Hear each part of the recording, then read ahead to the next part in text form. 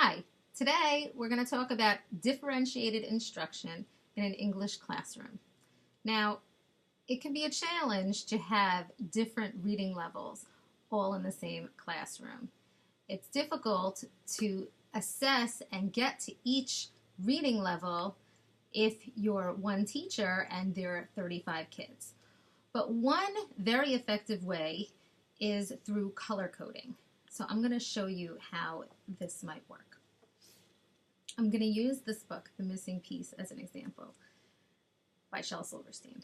I'm assuming that most of you have read this. It's about this Pac-Man looking character who has been looking for his missing piece throughout the entire book, having adventures and more adventures, and finally meeting the piece that fits him.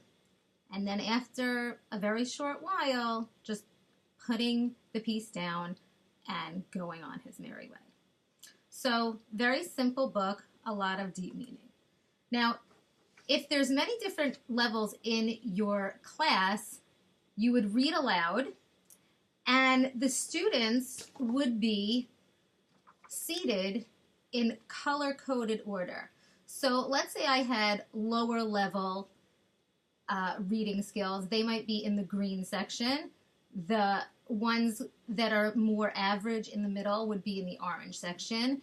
And the high level readers would be seated in the blue section. So they're already seated in the same, this grouping. So after we did a read aloud, I would then have on the board something like this, which is, an assessment based on the understanding of what we just read. So in the green group, which is the lower level reading group, I would have questions that are more basic. Characterize the characters using adjectives. In the orange group, I would have more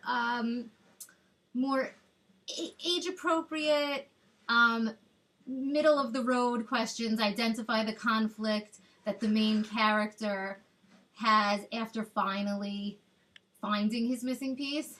And in the blue group, which are the more high-skilled readers, I would have a little bit more of a challenging question, such as how does the author use the metaphor to describe the challenges of relationships? Because the book really, on the deepest level, is about relationships.